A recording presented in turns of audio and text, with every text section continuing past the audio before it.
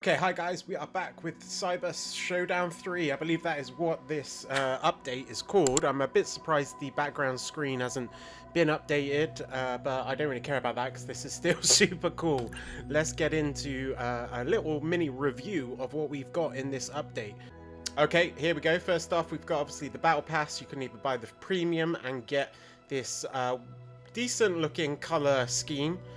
Or you can obviously buy all the Battle Pass in one go. We're not going to do either because I don't actually think I want that colour scheme. So there's no point spending the 500 points on it. We'll jump in, have a quick scan through of the Battle Pass very quickly because I haven't seen any promo material of this. I haven't seen any leaks.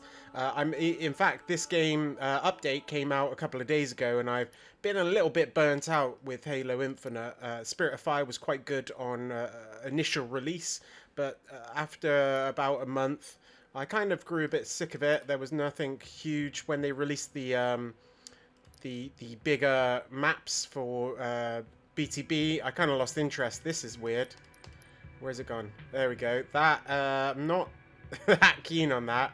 Looks a bit corny to me.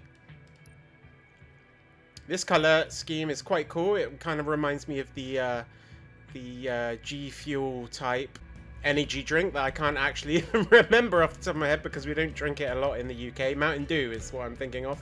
Should have done that with the Mountain Dew map a little while back. So a lot of this Game Pass, Battle Pass, I'm not interested in. I do not like the Chimera armor, although this thing's kind of cool. Quite like that blade. It's probably one of the only knives in the game that I've seen and like. This is quite a cool color scheme, but we've got a slightly lighter shade of purple already, so it's not a huge amount of work's been put into that. We'll skip over the visors because who cares about that. This is quite nice though. I like this. If you're looking for a nice purple dark effect on your armor, that's quite cool. These shoulder pads are actually all right. I think these are now cross core as well, so I don't know if they'd really match any other type of armors, but that is kind of cool. And this helmet, again, it's going to be cross core. I don't particularly like it for the aesthetic of Halo. I don't think these kind of weird sci-fi super alien type cosmetics really match Halo, but on its own standalone, if this was in another game, I would probably quite like it. I just will probably never use it in Halo, so not much in this Battle Pass for me. Did we get any new maps? Elevation, we did. Again, I've not seen any gameplay footage for this. What kind of game list do we have? Capture the Flag, King of the Hill, Oddball, and Slayer. So it looks kind of cool. It looks like a remake of that. I'm not very good with the names, but the one that came out with Halo Reach DLC that was actually really cool, where you go inside and outside. It looks a bit like that. Anyway, let's play a few games and then I'll give you my thoughts, I think. Whilst we're finding a game, there is obviously weekly challenges as well. Who cares about that background nameplate thing? Looking at it very quickly because the game's loading, the challenges are still very generic and basic and, you know, not worth playing the game for. You're not going to come in and say, oh, I really want to do these challenges. So that's slightly disappointing. They still haven't fixed that or updated that for months now. Oh, wow, okay, that, in first impressions, that is really cool. I love the look of this. It does look a bit 4G, though. I'm hoping, I believe, this would be a proper map made by the devs. Aesthetically, I don't know, the textures look a bit off, but visually on a whole concept, having this little space station with the, whatever that chain was below it, looked really awesome. Okay, so I'm guessing there is some kind of gravity. Yep, there's a gravity gimmick, I guess you would maybe call this. Sniper. What I'll probably do is just collect some clips. Hopefully I get the hang of this map and then we'll talk over it with some decent gameplay, hopefully. And I'll give you my thoughts then.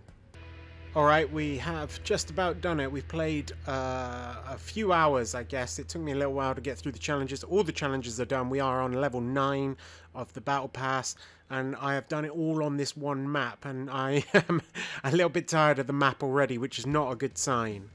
So to talk a little bit about the actual map and the gameplay on the map, it's pretty good. It is Halo. It's definitely an arcadey Halo casual map. There's no real core strategy that you can employ too much with any of the game modes. It's not going to be a ranked gameplay mode, obviously. There is a big gravity central area with an outskirts around it that's just normal gravity because you're indoors. It definitely is a sequel, really, or they've grown on the Halo Reach map. That was maybe actually a little bit better. What they've kind of done is squashed it from left to right, but extended it vertically, which makes sense with the gravity, etc. But it doesn't really hold you too much. It is very generic feeling, even with that gravity pit. Most people kind of stay out of the gravity area or use the cover in the central circular tube.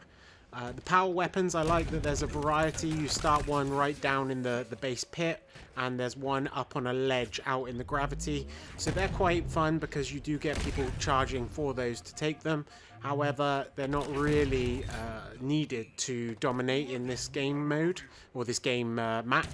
Game modes itself, they all feel very casual because of the map itself, and didn't really play a lot of capture the flag. I think that one is the one that doesn't work that well, just because the map is kind of squished and the gravity kind of slows you down when you're trying to transport that flag, although the flag is held by the gravity or pushed around by gravity, so it's kind of cool. You can kind of chuck it and it flies halfway across the map, which is quite a fun little touch. And that happens with your guns when they drop off from dead bodies. So sometimes you might kill someone with a power weapon and you want to try and go grab it, and you're risking a suicide attempt to try and get it. But sometimes it works, sometimes it doesn't, and that kind of adds to a bit of feel of the map and makes it a little bit more fun and engaging. However, it is a very generic map outside of that. They've gone with the thing they did in the last time, built a map with a core niche twist to it, and previously the other map, I still love that other map. I can't remember what it's called because they don't really advertise the game modes that well, or the game map names that well, but the one with the invisible tunnel down the middle, that was really good because it was a core balanced map. This new map doesn't feel like it has quite the same balance because it's not symmetrical. Where it does work quite well is with Slayer, just because it's very free-flowing and there's no real bases. Or one thing I do like about Capture the Flag actually is that the red flag, or it was always red for me, is held in the Pelican, so I thought that was kind of cool, but does give it a bit of an unfair advantage, being very easy to guard whilst it's hidden in the Pelican, but it's still a nice little touch. Slayer works very well. It's exactly what you would want, casual carnage. And oddball, there is one room in the inside of the map where you can kind of hold up, but otherwise there's no great holding places for it. But I found like everybody was just taking it to that room. It's a little corner up high in the middle side of the map. So, but it was still kind of fun. And what's the other game mode? King of the Hill is the other game mode. That one I don't think works that well because the hills are in pretty open spaces, so you get a lot of grenades and a lot of fire and not much cover. So it's good because there's a lot of carnage, but if you're trying to play with a bit of strategy and a bit of teamwork, it does make it a little bit harder.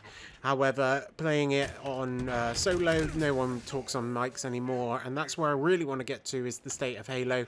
It kind of is paint by the numbers now. Halo is what it is. There's nothing really holding me to this game. I haven't put out a video for a couple of weeks because I've, to be honest, just not been playing Halo.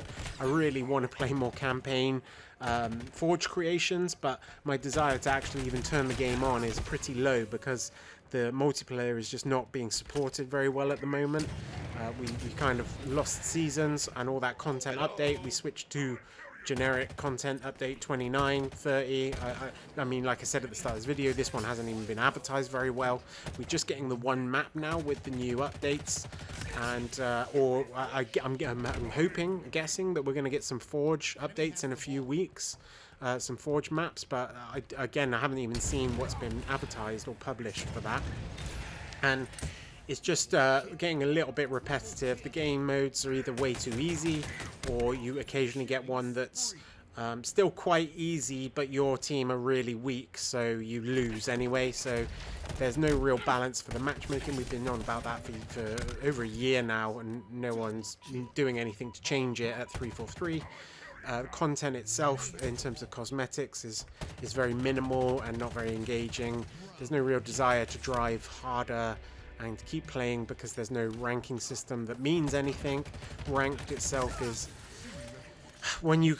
personally for me, when I hit diamond playing solo, it gets very hard to do anything else. The game modes get competitive, which is good and engaging, but then you're playing against teams that are all talking and you're in a solo team. And I know I just need some friends to play Halo, but guess what? No one really plays Halo anymore because they don't market it for the masses, and it's lost that appeal, sadly, because the updates aren't there. So I've just been playing Helldivers 2, and that game is amazing. That is definitely what we could have had, something like that alongside King of the Firefight.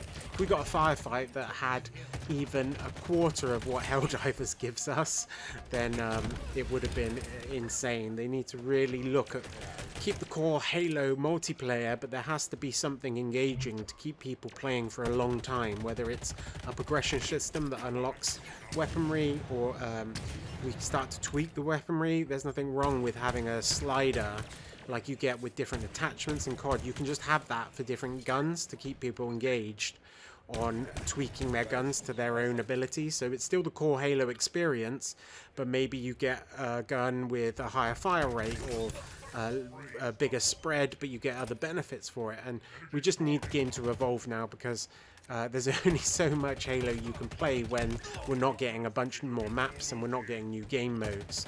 There's nothing else other than the core Halo experience now, and I'm going to play it a lot more in this this most recent update, and I want to play a lot more campaign maps that have been made in Forge, because that is they're quite popular and people give me some good engagement, and I like talking to you guys.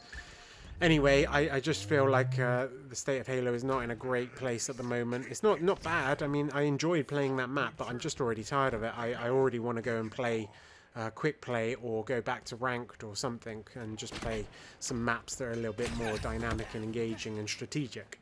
Anyway, bit of a mad ramble there. Hopefully I've talked enough to withstand my clips, and hopefully I've got enough clips there to cover my talkie.